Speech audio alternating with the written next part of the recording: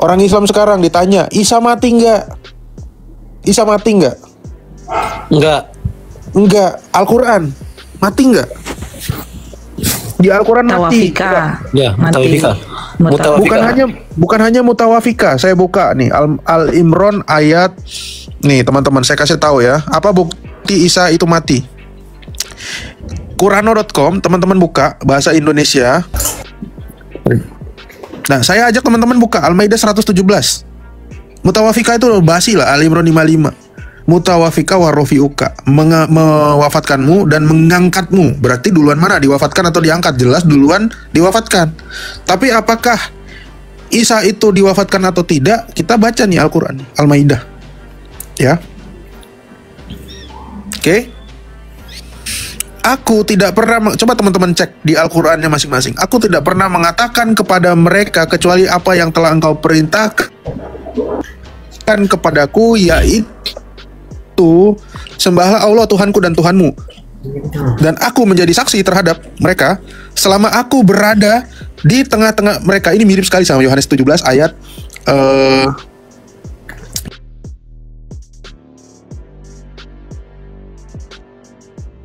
ya, dalam doa Yesus ya, Yohanes 17 ya. Maka setelah engkau apa? Mewafatkanku. Engkaulah yang mengawasi mereka, dan engkaulah yang maha menyaksikan atas segala sesuatu. Pengikutnya itu, pengikut Isa itu apa disebut sebagai Masihiyun, atau mungkin orang-orang itu mengira bahwa namanya Nasrani. Ya. Kalau dibilang itu Isa, ini kejadiannya akan terjadi nanti, Muhammad. Iya, Isa ini berbicara tentang Isa. Ini Al-Maidah ini berbicara tentang meja apa? Meja perjamuan, ya. Ini meja nih dalam bahasa Ethiopia, bukan hidangan. Nah, ini dalam bahasa itu mewafatkanku nih. Tawafaitani. Ini cerita tentang Isa, Kak. Jadi 2 ayat Al-Quran itu udah bukti bahwa memang dia apa? Mati. Satu lagi mau butuh 3. Buka surat Maryam ayat 33. Buka surat Maryam ayat 3. Ya. Sorry, Maryam 33. Di situ Isa juga mengatakan dia dimatikan dan dibangkitkan hidup kembali. Gitu. Ya. Seperti itu. Nah, ini tapi ada yang ngetik di bawah, apakah Yohanes 17 ayat 3 itu ada yang suka-suka ngutip kan? Bapa telah mengutus aku. Oke, kita buka surat Yohanes 17 ayat 3. Ya. Yesus yang telah engkau utus. Coba kita buka surat 17 ayat 15. Oke. Duh.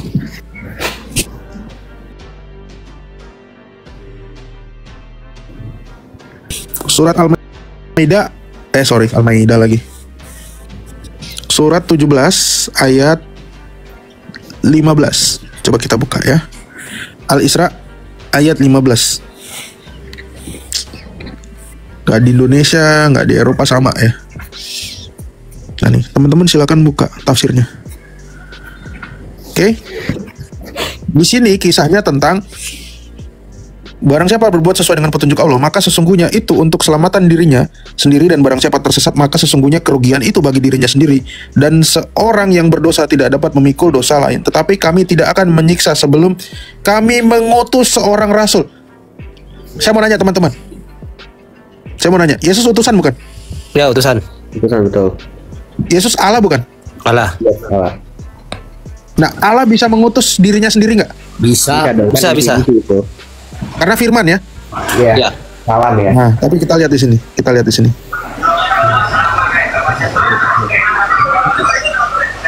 Kita lihat dalam tafsir Ibnu Katsir, dalam kitab ya.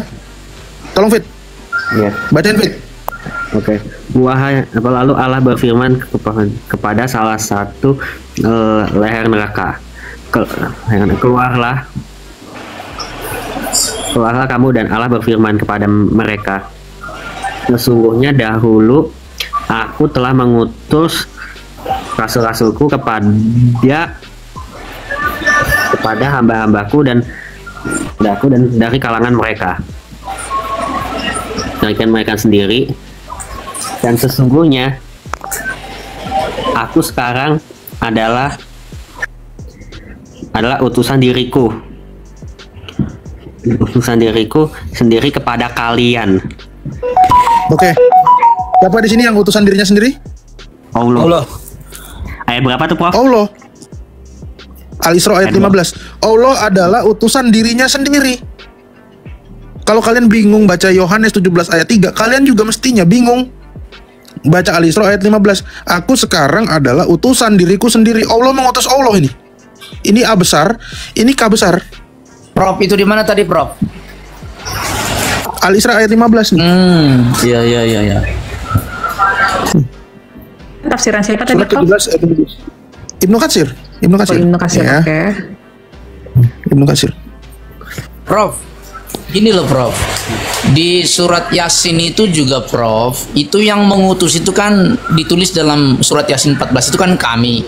Tapi dalam tafsiran Ibnu Katsir justru kami itu Isa. Artinya adalah ternyata Isa itu mengutus juga Rasul. Berarti Isa itu kan memang Allah, memang dia Tuhan. Iya, tadi udah saya jelasin. Justru sekarang ini saya membuktikan bahwa Muhammad itu Kristen. Muhammad itu pingin jadi Kristen. Indikasi Muhammad Kristen itu besar. Iya, Prof. Justru Islam yang sekarang itu tidak mengikuti Muhammad karena mereka mengikuti ulama mereka. Itu tadi saya udah bilang buktinya apa? Surat Yasin ayat berapa? 14, 15, 16, 17, Oh, tadi udah dibahas ya, Prof, 19, ya? 20. Ya, sudah dibahas. Terus yang kedua, Oh iya. Aku Isanya baru mati. soalnya baru pulang dari gereja nih, nggak tahu. Ya, yang ketiga, kekristenan Timur itu selalu menggunakan basuhan itu sebanyak 3 kali. Ini yang nggak bisa ditampik. Kami selalu setiap ya mungkin yang Barat sudah jarang melakukan pembasuhan, ya kan? Karena ada udah modern ya. Sekarang udah bisa cuci tangan pakai sabun gitu kan. Orang-orang juga udah pada higienis kan. Nah, tapi kami terbiasa untuk membasuh 3 kali karena itu ada apa istilahnya? Hukum kanon apostolik ya tentang nipsamenoi. Nipsamenoi itu tulisannya NIPSAMENO. Nipsamenoi. Nah, di dalam hukum kanon apostolik nipsamenoi kita harus membasuh tangan sebanyak 3 kali dan mengucapkan kemuliaan kepada Sang Bapa sekali, kepada Sang Putra 2 kali, dan kepada Sang Roh Kudus 3 kali. Ya, urutannya apa? Tangan, muka, telinga, lengan, dan yang terakhir kaki. Dari mana urutannya? Asumsi Mazmur 26 ayat 6 sampai 12. Itu doa pentahiran. Nah, sekarang kita lihat Islam. Muhammad, kalau dia berwudu berapa kali basuhan, guys? 3 kali. Kalau kita tanya kepada orang Islam, kenapa Muhammad 3 kali basuhan? Nggak bisa jawab dia. Nggak tahu. Nggak bisa jawab. Nggak bisa jawab. Nah, itu bukti bahwa Muhammad adalah penganut Tritunggal. Ini bukan cocok logi. Ya, cocok logi atau tidak itu berada dalam tingkat kedalaman maknanya. Kalau kamu nggak bisa jelasin kenapa 3 kali, berarti kamu yang cocok logi. Kamu yang 3 tapi nggak ada alasannya. Kenapa kalau dibilang, oh ya biar bersih. Kalau bersih, wudhu pakai sabun, bos. Atau enggak cucinya 4 kali, 5 kali, sampai 11 kali, 100 kali cucinya. Jangan 3 kali. Tapi mereka bilang disunahkan 3 kali. Ya. Terus, bukti bahwa Muhammad itu pengen jadi Kristen. Ya, saya yakin dia pengen jadi Kristen, hanya saja di sana nggak ada gereja. Kenapa nggak ada gereja di Arab? Karena gereja itu zaman dulu itu menekankan kepada ekaristi. Makan roti dan minum anggur. Di Arab boro-boro ada roti, anggur aja nggak tumbuh gitu kan. Jadi Muhammad kebingungan mau gimana. Di dalam ajarannya Muhammad lagi, saat orang Islam masuk ke surga usianya berapa? 33. Siapa tokoh yang 33 tahun melakukan karyanya di dunia? Yesus Kristus. Yesus. Muhammad juga bilang itu adalah usianya Isa. Loh, Isanya kan belum mati. Kalau Isanya belum mati, kenapa udah divonis sama Muhammad? Nanti penghuni surga usianya akan 33 tahun. Katanya Isa itu akan turun lagi, ya nggak?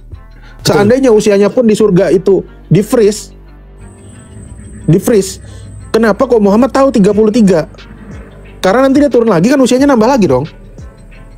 Iya, harusnya. Betul. Harusnya nambah. Iya, harusnya nambah. Nah ini lucu gitu. Bahkan kalau memang acuannya usianya Isa tuh udah 2000 tahun sekarang, bukan 33. Gitu. Banyak sekali tentang kajian-kajian yang ada di dalam Islam itu merujuk kepada kekristenan. Ya, Al-Qur'an. Terus dua lagi, Muhammad pernah menulis dalam suratnya kepada Raja Ethiopia, Raja Habasyah, dia menulis bahwa aku bersaksi bahwa Isa adalah kalimat Allah. Coba teman-teman buka ya. Tulisan Muhammad kepada Raja Najasyi. Lihat di situ, di atasnya itu tulisannya, dia bersaksi bahwa Isa adalah kalimat Allah. Ini sejalan dengan syahadatnya Muhammad dalam Sahih Muslim 41. Ya. Kalau ditanya dari mana dasarnya syahadat Islam? La ilaha asyhadu Allah. Aku bersaksi bahwa Allah tiada Tuhan selain Allah dan Muhammad adalah utusan Allah. Itu nggak ada di hadis. Yang ada di hadis justru kesaksian Muhammad bahwa Isa itu adalah kalimat Allah. Kalau kalimat Allah, apakah ciptaan atau bukan? Orang Islam itu sepakat bahwa kalimat itu tidak diciptakan. Kalimat itu bersama-sama dengan Allah. Nah, berarti Isa itu ciptaan atau pencipta? Jelas pencipta. Apakah saya berasumsi? Di dalam ayat Al-Quran juga Isa disebut sebagai pencipta. Ada ayatnya. Pada saat itu Isa membuat burung dari dari tanah liat. Di situ menggunakan kata holaku. Yang fokus saya sama pertanyaan Kak Mia ini adalah bukti-bukti bahwa Muhammad itu adalah Kristen wannabe.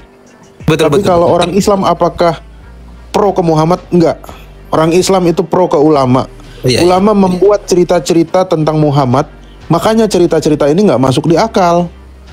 Justru ulama-ulama itu yang menjelek-jelekan Muhammad. Misalnya Muhammad menggauli anak 6 tahun, anak 9 tahun. Muhammad nggak pernah kelihatan burungnya sama Aisyah. Muhammad cebok pakai 3 batu. Lo justru yang menghina Muhammad. Nanti rungkat Prof. Jangan Prof. Enggak.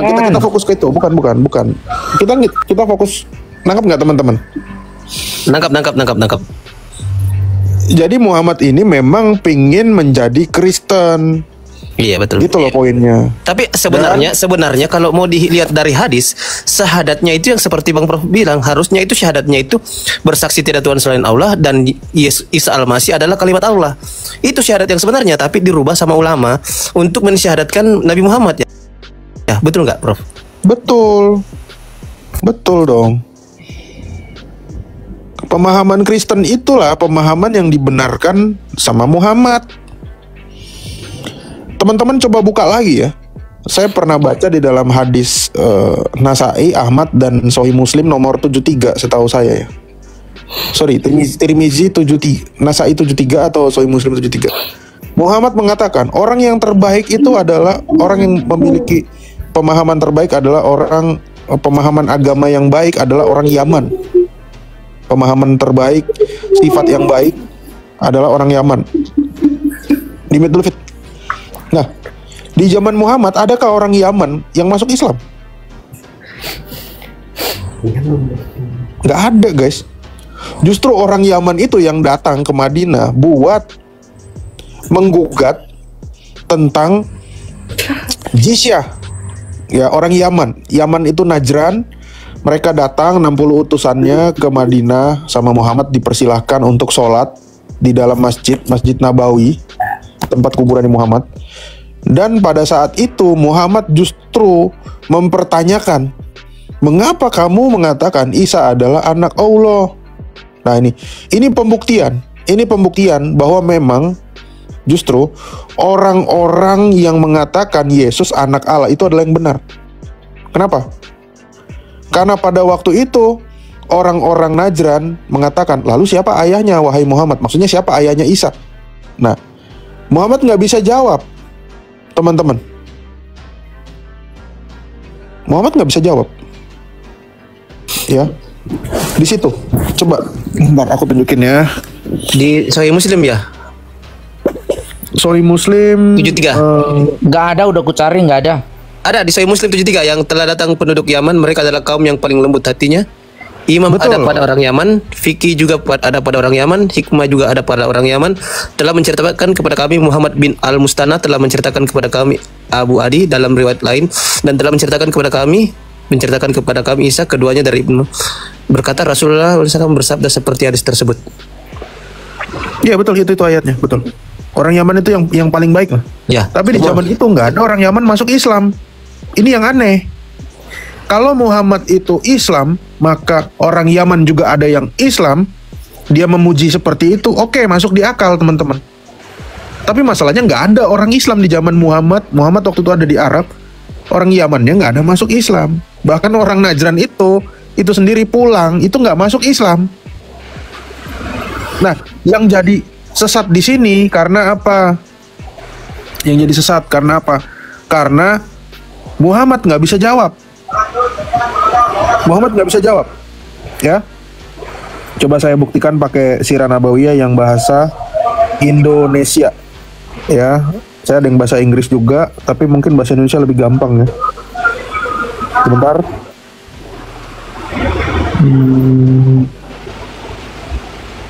Ya, jadi kisahnya itu, siapakah ayahnya, wahai Muhammad? Muhammad nggak bisa jawab. Sama Allah diturunin surat. Surat apa yang diturunin? Al-Imran 59 sampai 61. Disuruh apa? Muhammad disuruh mubahalah. Mubahalah di situ. Oh iya. Pernah dengar. Yang setelah itu yang semua mubahalah itu akhirnya metong semua ya, bukan yang itu, Bro. Meninggal. Ya, iya. benar. Meninggal. Kenapa? Karena memang benar, sebagai seorang Kristen itu nggak boleh bersumpah. Ya, Tuhan bilang pembalasan adalah hakku. Orang Kristen tidak pernah mengatakan Tuhannya mengazab. Orang Kristen juga mengatakan bahwa jangan engkau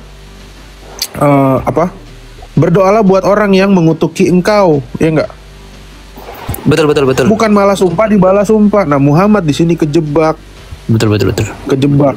Dia mau jadi Kristen, tapi terpaksa dia harus bersumpah. Nah, yang jadi pembuktian apa? 60 orang utusan itu nggak meninggal, teman-teman. Pulang dengan sehat walafiat. Tapi Muhammad, kejadian itu tanggal 24 Zulhijjah tahun 10 Hijriah. Muhammad meninggal 12 Rabiul Awal tahun 11 Hijriah. Selang 1 bulan dari kejadian itu, Muhammad meninggal. Kasihan nggak? Kasihan. Ya. Terus keluarganya yang dia bawa semua dalam mubalah juga meninggal semua kan, Bro? Meninggal semua. Aku lagi cari ayatnya ya, mana ya? Ya, inilah kisahnya orang itu ya, yang dia sholat menghadap ke timur. Ya, kami pun sampai sekarang nih menghadap ke timur. Ya, kenapa ke timur? Bukan artinya sama seperti Islam yang kepada tempat, bukan. Kami orang-orang Kristen Timur itu selalu menghadap ke timur pertama. Karena Yesus naik ke surga, waktu itu orang-orang melihat ke atas kan. Malaikat bilang, "Mengapa kamu menantikan dia? Dia akan kembali dengan cara yang sama dia pergi. Seperti kilat memancar dari timur ke barat." Makanya kita sebagai gereja yang menantikan Kristus, kita selalu menghadap ke timur. Taman Eden ada di sebelah timur. Yeskiel 47 ayat 1. Bait Allah hadapnya kemana? Ke timur. Ke timur. Nah, di sini orang-orang Kristen Najran itu ditanya sama Muhammad. Akhirnya mereka jawab apa? Kalau begitu siapa ayahnya? Wahai Muhammad. Muhammad langsung skakmat ini. Muhammad langsung skakmat nih, baca ya. Rasulullah Shallallahu Alaihi Wasallam diam, tidak menjawab pertanyaan kedua rahib tersebut. Jadi kena skakmat. Nah, Muhammad karena tag team sama Allah, maka Allah menurunkan Al-Quran. Surat apa? Al-Imran, tentang mubahalah nih. Maka katakan kepadanya, marilah kita memanggil anak-anak kami, anak-anak kalian, istri-istri kami, istri-istri kalian, diri kami dan diri kalian. Kemudian marilah kita mubahalah. Nih. Sekarang setelah peristiwa mubahalah, siapa yang kalah kalau kita bilang? Kalau kita perhatikan baik-baik, yang kalah adalah Muhammad. Karena habis kisah ini Muhammad meninggal. Premisnya Isa anak Allah. Berarti kalau tadi yang mengatakan Isa bukan anak Allah itu adalah dusta, mestinya yang meninggal siapa? Yang orang Mestinya meninggal adalah yang orang yang meninggal. orang Najran. Tapi yang meninggal setelah ini adalah si Muhammad. Bahkan disusul oleh keluarganya, Fatimah, Ali, Hasan, Hussein. Lengkap, komplit. Semua yang hadir dalam peristiwa Mubahalah itu dibayar lunas. Dibayar lunas. Ini membuktikan bahwa iman kekristenan itu tidak bisa negosiasikan. Saat Muhammad ingin menjadi Kristen, dia mengalami kebingungan. Kenapa terjadi kebingungan oleh Muhammad? Karena di Mekah tidak ada gereja. Makanya jangan sekali-sekali kalian menghalangi pembangunan gereja. Ya, Muhammad tuh contoh orang yang kebingungan. Dia nggak tahu gerejanya di mana. Dia bikin ajarannya sendiri. Dia pengen jadi Kristen, nggak ada gerejanya. Dia juga bingung kalau ada gerejanya nih, makan perjamuan kudus, roti dan anggur dari mana nih? Gitu kan? Akhirnya apa? Bikin ajaran sendiri, terus meninggal. Nah, waktu dia meninggal, murid-muridnya, sahabat-sahabatnya tuh masih kepahitan akan kepergian dia dan bingung nih mau ngapain nih? Ini bosku yang buta huruf ini nggak ada ngasih ujangan nih. Misalnya handbook untuk jadi khilafah, ya kan nggak ada. Maka ya sahabat-sahabatnya membuat ajaran baru yang bentuknya berbeda dengan ajaran Muhammad gitu. Sehingga ributlah kaum keluarganya Muhammad dengan kaum sahabatnya Muhammad. Sampai sekarang kaum keluarganya Muhammad disebut sebagai Syiah, ya. Kaum sahabatnya disebut sebagai Sunni, ya. Sunni. Ribut tuh. Itu bukti ajarannya nggak jelas. Ajaran Islam saat ini itu adalah ajaran di luar Muhammad. Kalau kamu jadi seorang Habib, kamu mesti ikut Syiah.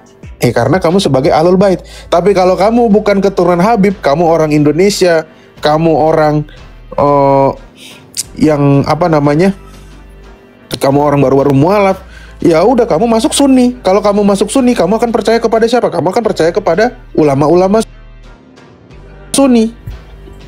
Yang notabene ulama-ulama Sunni itu semuanya pembunuh. Sorry ya, nggak saya sensor.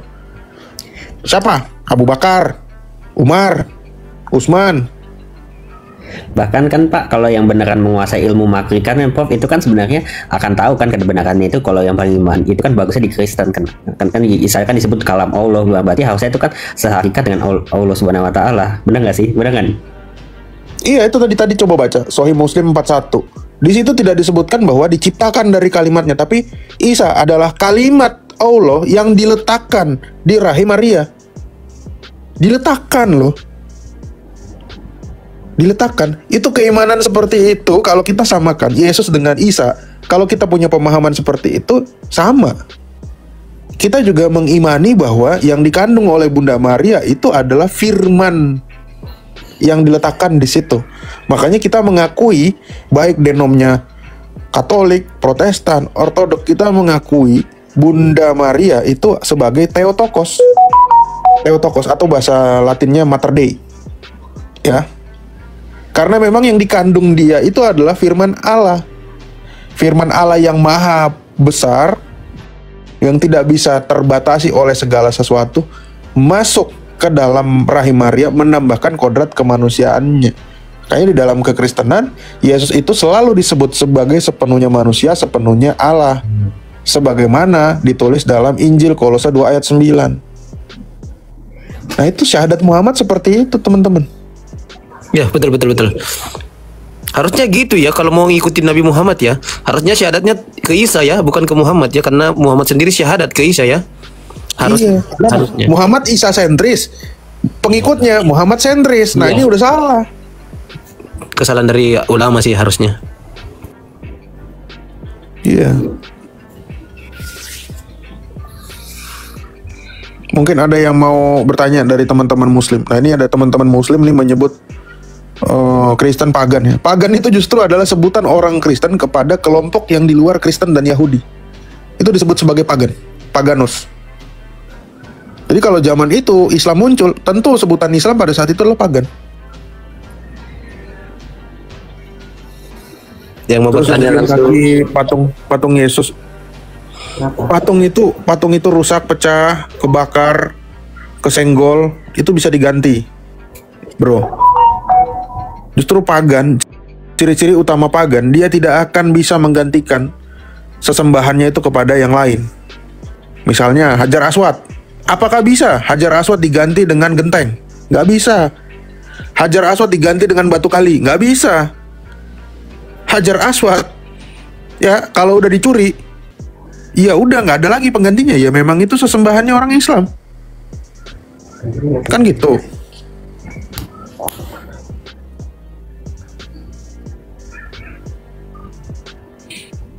Kalau Islam punya otak, saat kalian lagi naik haji, justru momen kalian berdoa kepada Tuhan itu waktu di atas pesawat. Itulah kalian lebih dekat kepada Tuhan kalian. Bukan malah turun pesawat. Turun pesawat, fokusnya ke Ka'bah. Loh, kalau memang Tuhan ada di atas, waktu di atas itulah kau berdoa. Berdoa sekusuk-kusuknya. Bukan malah setelah turun dari pesawat, fokusnya ke batu hitam itu doang. Rebutan. Berarti memang Allahmu tinggal di situ. Ya, tadi aku bilang kenapa Muhammad itu adalah Christian wannabe. Karena dia tahu bahwa Al-Masih itu adalah Allah, Tuhan yang dia sembah. Sehingga dia mengatakan akan adanya Al-Masih ad-Dajjal. Artinya ada orang yang disebut sebagai antikris. Atau ada orang yang disebut sebagai Mesias palsu. Mesias palsu yang mengaku-ngaku sebagai Mesias. Atau disebut antikris tadi. Yang Muhammad mengatakan tidak akan datang kiamat sebelum 30 Mesias itu datang. 30 antikris itu datang. Gitu.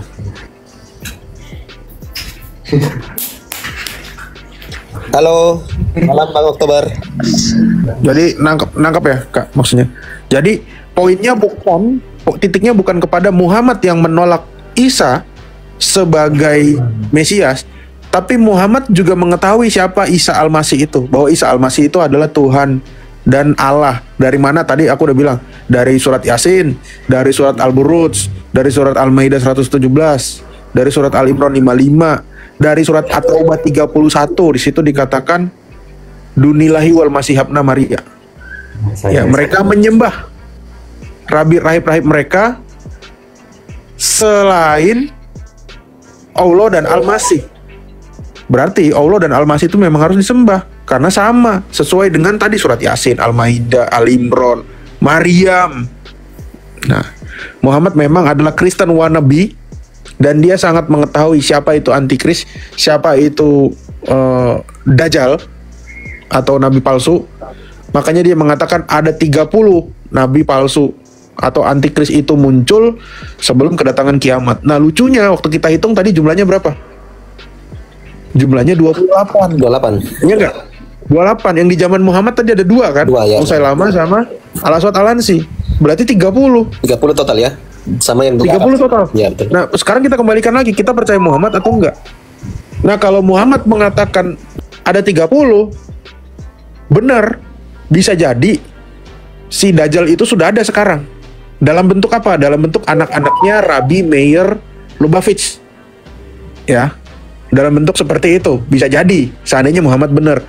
Tapi kalau misalnya tokohnya bukan si Lubavitch tadi, berarti satu tokoh terakhir lagi akan muncul, dan otomatis perkataan Muhammad salah, berarti bukan 30. Berarti udah 31 sekarang. Satu aja lagi muncul di Israel, berarti gugur sama pernyataan Muhammad. Artinya Prof, Muhammad sendiri tidak menyangkal Yesus kan, tidak sebagai antikris gitu. Cuman ini keturunannya pengikutnya yang malah menyangkal ya. Iya. Muhammad itu bukan, dia tidak menyangkal Yesus sebagai Tuhan dan juru selamat. Tidak menyangkal itu. Indikasinya seperti itu. Hanya saja kekurangan dia tidak hidup bergereja, Kak. Dia tidak hidup dalam bergereja. Makanya itu pentingnya bergereja. Ya. Ibrani 10 ayat 5 kalau nggak salah ya. Jangan jauhkan dari pertemuan kudus. Kenapa Muhammad melenceng? Ya karena dia nggak gereja. Sama seperti kita. Kita tiap hari berapologet di sini, ngomong firman Tuhan, tapi nggak pernah pergi ke gereja. Apa kira-kira yang akan kita sampaikan? Yang kita sampaikan itu ya buah pikir kita doang ujung-ujungnya. Ya. Kita tahu kebenaran, tapi kita tidak menjadi pelaku firman. Maka jadinya apa? Jadinya kita ajaran sesat. Misalnya, mungkin kita nge-grab atau kita ngegokar setiap hari, tapi kita ngomong firman Tuhan dari dalam mobil terus. Kita cuma ngomong firman Tuhan dari studio kamar kita tanpa pergi ke gereja. Otomatis apa? Kita bisa jadi bidat, karena semua bidat itu berbicara tentang Alkitab. Ini ya Prof, si Mamat ini sama Kristen Nazran aja, sama Nazran aja ini ya, kalah bermubahala. Iya, Apalagi sama yang Kristen Tritunggal. Iya, kalah dia. Kalah mubahalah. Seandainya waktu mubahala antara Zuma dan Tuan Logika ada yang Kristen, pasti terjadi. Nih, seriusan nih. Terus lebih itu. Ya, jadi kita undang teman-teman Islam ya untuk membuktikan bahwa apakah betul Muhammad tuh memang Islam. Oke ya. Silakan yang teman-teman Muslim, silakan naik karena bukan tuduhan ya. Pernyataan dari Quran bahwa Nabi Muhammad itu juga mau jadi Kristen, betul nggak, Prof? Betul. Silakan naik, jangan ini ya, jangan cuma typing di bawah. Oh Habib, silakan Beb. Ya, saudara Metatron ya, tadi Anda mengatakan bahwa Rasulullah itu ingin menjadi Kristen, saudara. Yang saya pertanyakan, kalau memang dia mau menjadi Kristen, dia tidak mengikuti Trinitas seperti di kitab Anda, saudara ya, ada Trinitas. Sementara, saudara ya, di kitab Nabi-Nabi sebelumnya mengajarkan tauhid, ada kata Shema Israel Adonai Eloheinu Ehad, saudara. Itu adalah sama setara dengan kalimat tauhid di akidah umat Islam. Yang saya pertanyakan, ajaran siapa yang kalian ikuti? Mengikuti Trinitas. Jawab, saudara. Gampang sekali. Ini sangat gampang sekali menjawabnya. Saya jawab pakai jawaban buku-buku Islam ya, sesuai dengan favorit saya, fetis saya, fetis. Di sini saya menggunakan buku Sirah Nabawiyah oleh Ibnu Katsir. Saya ulangi lagi, saya punya versi bahasa Arabnya. Kalau teman-teman mau saya bisa kirim versi aslinya. Saya punya versi bahasa Inggrisnya dari Oxford yang tadi sudah saya tunjukkan. Saya punya versi bahasa Indonesianya. Nah, di sini disebutkan ada orang-orang yang disebut bertauhid. Dan di dalam ajaran tauhid itu orang-orang ini disebut memiliki pemahaman yang disebut pemahaman Trinitas. Ya, di sini saya kasih warna hijau, tapi sayangnya di sini dalam kurung. Hanya saja saya bisa jelaskan ini dengan mudah ya. Hanya saja di sini tidak ada dalam kurung ya teman-teman. Ada di halaman 35. Ini adalah kisah asal muasal kenapa turunnya agama Islam ke dunia. Turun agama Islam ke dunia itu karena kisah orang-orang Najran yang memegang Injil dan hukum yang diturunkan Allah kepada Isa. Dan dalam perjalanan waktu terjadilah ajaran apa saudara? Trinitas. Siapa yang mengajarkan ajaran ini? Ajaran ini sudah ada di era Abdullah bin As-Samir. Abdullah bin As-Samir punya guru namanya Faimiun. Ya, ini kita scroll ke atas dulu. Gurunya namanya adalah Faimiun. Faimiun mengajarkan ajaran Trinitas. Ajaran Trinitas diturunkan ke siapa? Abdullah As-Samir. Dan lucunya di sini kita lihat, ini halaman berapa teman-teman? Coba lihat. Halaman 35 ya. 35. Orang Trinitas adalah pengikut Isa yang diturunkan oleh Abdullah bin As-Samir. Ajaran apa? Orang Kristen. Mereka disebut sebagai orang Kristen. Nah, tapi lucunya di sini coba teman-teman lihat. Kemudian Dunuas, ini saat Abdullah As-Samir meninggal, kemudian Dunuas pergi ke Najran dengan membawa pasukannya dan mengajak mereka orang-orang Najran untuk masuk ke dalam agama Yahudi serta menyuruh mereka memilih salah satu dari dua hal. apa? Masuk ke dalam agama Yahudi atau dibunianikan. Mereka memilih lebih baik dibuniani daripada masuk ke dalam agama Yahudi. Dunuas yang merupakan raja Yahudi tadi menggali parit untuk mereka. Kemudian ia membakar sebagian rakyat Najran yang agamanya apa tadi teman-teman, saudara? Agama Najran tadi? Kristen apa? Trinitas. Oke, yang dibuniani tadi adalah orang Kristen. Yang membuniani adalah orang agama Wahyudi, ya. Jumlah orang Najran Kristen Trinitas yang ia bunianikan kira-kira adalah 20.000 jiwa. Oke, saya bacakan lagi. Tentang Dunuas dan pasukannya, Allah Ta'ala menurunkan ayat kepada rasulnya. Siapa? Si Muhammad yang Kristen tadi, pengen jadi Kristen tadi, si Muhammad. Ya. Apa ayatnya? Binasa dan terlaknatlah orang-orang yang membuat parit. Yang membuat parit orang agama apa? Wahyudi yang berapi dinyalakan, teman-teman buka, ini ada dalam surat Al-Buruj ayat 4-8, saya baca nih. Dengan kayu bakar ketika mereka duduk di sekitarnya, zaman itu belum ada gas, mereka sedang menyaksikan apa yang mereka perbuat terhadap orang-orang yang beriman. Oke, yang beriman. Yang beriman tadi imannya apa? Trinitas, Kristen Trinitas. Oke, kita baca lagi. Yang beriman dan mereka tidak menyiksa orang-orang Yahudi tadi ya. Orang-orang mukminnya berarti orang apa? Agama apa nih? Mukminnya harusnya Kristen di situ, Prof ya. Kristen apa? Wanes kah? Trinitas dong. Trinitas. Tersebut melainkan karena orang-orang mukmin Kristen Trinitas tadi tersebut beriman kepada Allah yang Maha Perkasa lagi Maha Terpuji. Berarti imannya apa? Trinitas. Surat Al-Buruj. Berarti Al-Quran mengkonfirmasi bahwa Trinitas adalah ajaran yang benar atau enggak? Harusnya benar. Benar. Nah sekarang saudara, saya putar balik. Sekarang carikan kata tauhid di dalam Al-Quran dan Al-Hadis. Satu aja. Terima kasih. Silakan dijawab. Oke, saya jawab saudara ya. Tapi tunggu dulu, kita sapa dulu Bang Timothy awal-awal. Shalom Bang. Oke, lanjut Bib. Ya, saudara ya, kalau Anda bertanya mengenai kata tauhid di Al-Quran itu tidak ada, saudara. Tapi tauhid itu kan semacam doktrin di kalian, saudara. Itu sama setara dengan surah di Al-Quran itu, di surah Al-Ikhlas. Qulullahu ahad, Allahu somad, saudara. Nah, makna itu menjelaskan bahwa kami mengesahkan Allah dari kata wahidan, saudara. Itu bermakna bahwa itu mempusatkan atau menyatukan. Itu sangat simpel. Makanya begini, saudara ya, saya tanyakan Anda, saya tanya balik. Tadi Anda mengatakan bahwa orang-orang Najran itu menganut Kristen Trinitas. Buktinya sampai sekarang, saudara ya, semua orang-orang ya, kan Anda tadi mengatakan Najran. Semua orang-orang Najran itu sekarang agamanya apa? 100% itu Islam, saudara. Di Yaman itu Islam.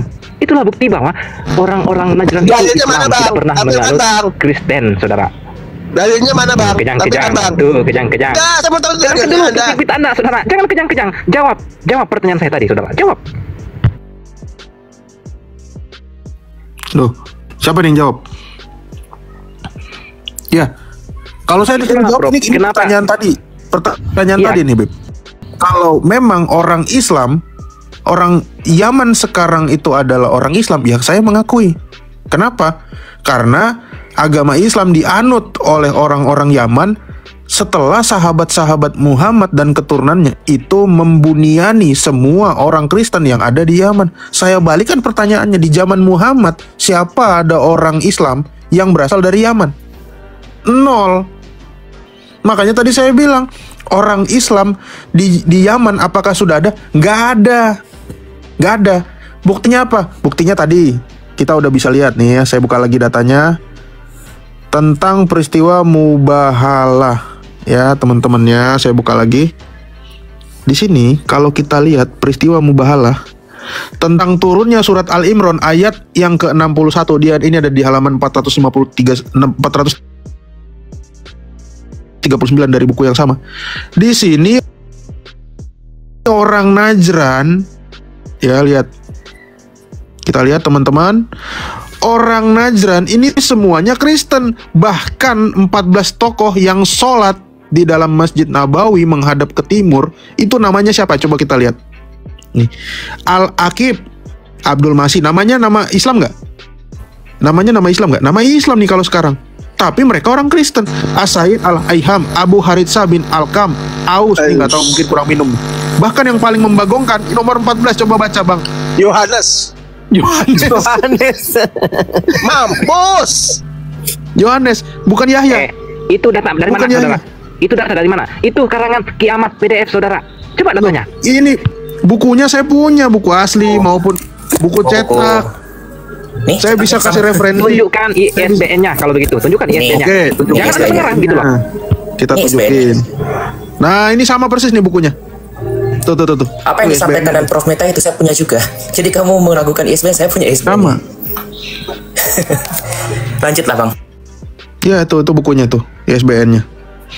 Ya, teman-teman kalau mau beli, saya pun bisa rekomendasi bukunya, itu belinya di Surabaya juga murah ya. Kalau beli di online rada mahal. Surabaya, toko favorit saya di Ampel. Itu bukunya dapat 2 jilid. Nah, ini yang warna jilid 1 warna hitam.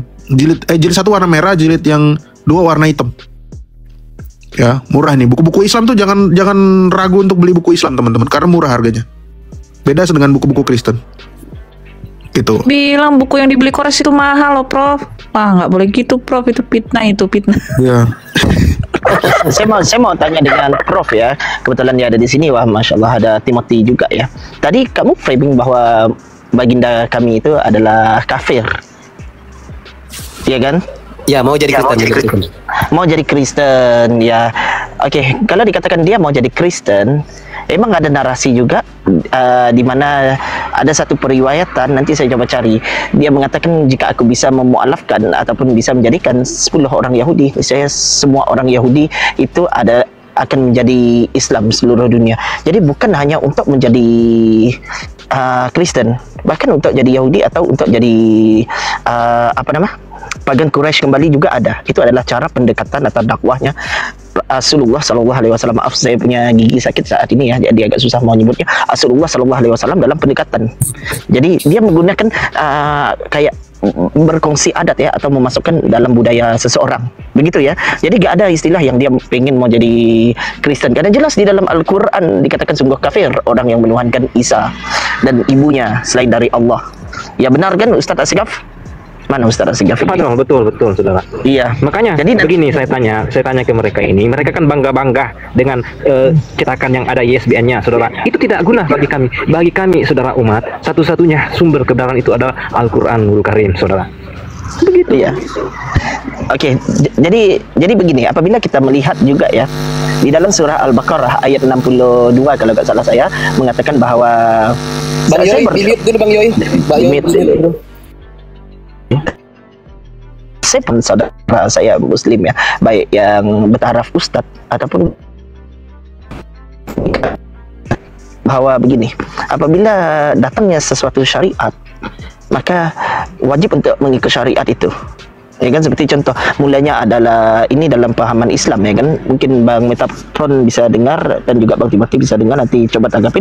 Apabila datangnya syariat seperti contoh mulanya adalah Surah Ibrahim, yaitu milah Ibrahim, agama yang hanif, datangnya Musa, jadi orang itu wajib untuk mengikuti syariat yang baru. Setelah itu adalah syariatnya Isa, jadi wajib untuk menjadi Nasrani. Dan setelah itu adalah Sabi'in, maka wajib menjadi Sabi'in. Dan setelah itu Islam, jadi wajib untuk ikut Islam. Maka gugurlah atau tidak sempurnalah imannya jika dia tidak mengikuti syariat yang baru. Itu yang dikatakan oleh orang Islam, sesuai juga apa yang dinyatakan di dalam surah Al-Baqarah ayat 62 kalau nggak salah saya, tentang orang-orang beriman, orang Yahudi, orang Nasrani, orang Sabi'in, dan juga orang yang beriman, maka tidak ada ketakutan dalam hati mereka tentang hari akhir. Sesungguhnya mereka mendapat pahala dari sisi Tuhan mereka.